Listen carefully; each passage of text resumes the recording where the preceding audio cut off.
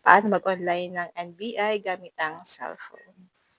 Open lang natin ang Chrome browser, then i-type nyo lang po dyan ang clearancennbi.gov.ph, then tap natin ang I agree, tap natin ang close. Tap natin ang close, then dito guys, scroll down lang natin dahil magre-register pa lang po ako ngayon ng NBI. I have an NBI clearance issued from 2014 to present. Piliin ko lang po dito guys ang no, dahil wala pa akong NBI clearance. Then, fill upan lang natin ito guys. Itong mga nandito, mail, civil status, year, kailangan na lang po natin ito guys, fill upan. Fill upan ko lang ito guys.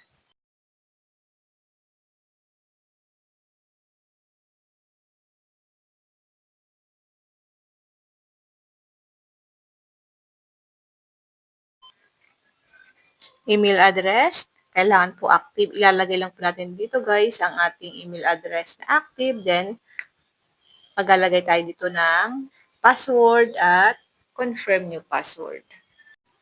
Then, tap natin ang read and accept. Then, I'm not a robot. Tap natin ang sign up. Magpapadala po ng 6-digit na OTP si NBI doon sa inilagay natin ditong phone number. So, doon siya mag-send ng OTP. Kapag nailagay na po natin, tap natin ang submit. Tap natin ang close. Nag-send po si NBI ng activation link na kailangan po natin i-check sa ating email address na inilagay natin dito. Ngayon, open lang natin ang ating email. Ito na po yung email na sinend sa atin. Tap lang natin ang activate account. Tap lang natin ang close. Tap natin ang close. Mag-sign in lang tayo dito guys gamit yung email na niregister natin kanina. Then, itap lang natin dito ang sign in. Kapag nailagay nyo na po yung email at yung password. Then, applicant information. Kailangan lang po natin guys fill upan. Itong may mga asterisk na red dito. Yun lang po yung kailangan natin fill upan. Yung may mga asterisk dito na red. Ngayon guys, fill upan ko lang po itong sa akin. Meron pa kasi dito, birthplace, citizenship, contact details. So, fill upan ko lang guys. Hindi ko na po guys pinakita sa inyo lahat ng mga finalapan ko. Complexion, white, identifying marks, none. Then, tap lang natin dito ang save information. Then, profile, preview. So, i-review po muna natin ito guys. Itong mga nandito, yung mga information na naisulat natin. Baka po meron tayong mali na nailagay. So, pwede pa natin siya guys ma-edit. So, i-edit na lang natin. Ayan. Andyan po lahat, civil status, contact details, family background, ayan. Educational background, educational attainment. So, ayan guys, kapag okay na yan, tap nyo na po ang submit kung wala po kayong babaguhin. I-check nyo po muna guys lahat bago nyo po siya i-submit.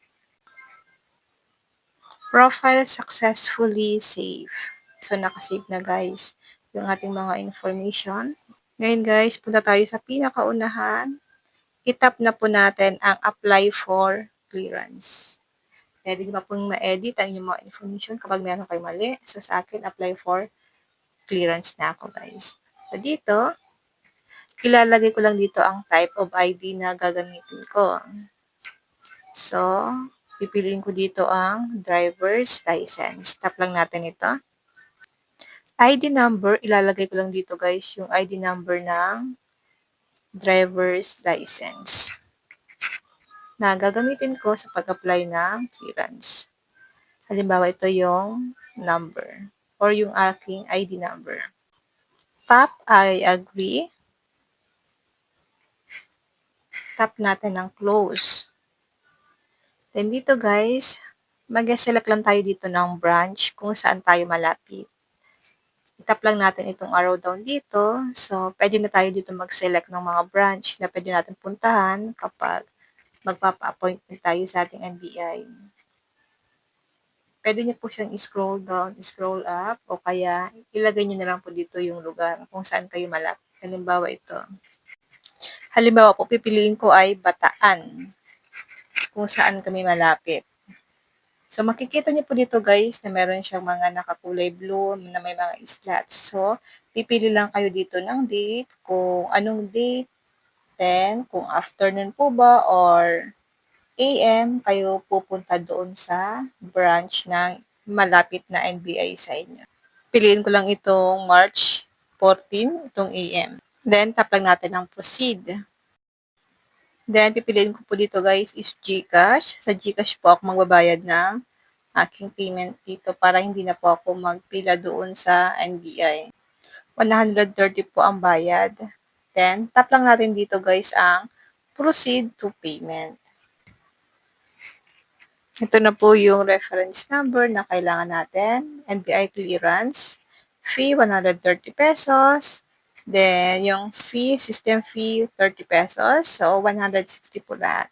Ito po yung reference number na kailangan natin once na magbabayad tayo gamit po ang GCash. So, tap lang natin dito ang accept. Open naman natin ang GCash app natin. Tap remind me later. Tap bills. Then, tap natin dito ang government. Dito po sa may search engine, i-type lang natin dito ang NBI. Ilalagay lang natin dito yung ating amount. 160 po yung babayaran natin dito sa ating NBI. Reference number, yung pong kanina. Kailangan nyo lang po yun guys, kopyahin. Yung reference number natin. Contact number at email address. So, ilalagay ko lang dito guys yung aking email address. Optional lang naman guys. Pero gusto ko pong ilagay yung email address kasi kailangan po ito. Na nagpapatunay na nagbayad nga tayo ng NBI gamit ang GCash natin. Then, tap lang natin dito ang next sa pinakababa. Then, tap natin ang confirm. Kung okay na po ba yan guys. Sa akin, okay na to. Tap ko na po yung confirm. Then, i-screenshot nyo lang ito guys. Kasi ito yung nagpapatunay na nagbayad kayo ng 160 pesos sa NBI. Kasi kailangan nyo po itong ipakita doon mismo sa NBI once na meron na po kayong appointment.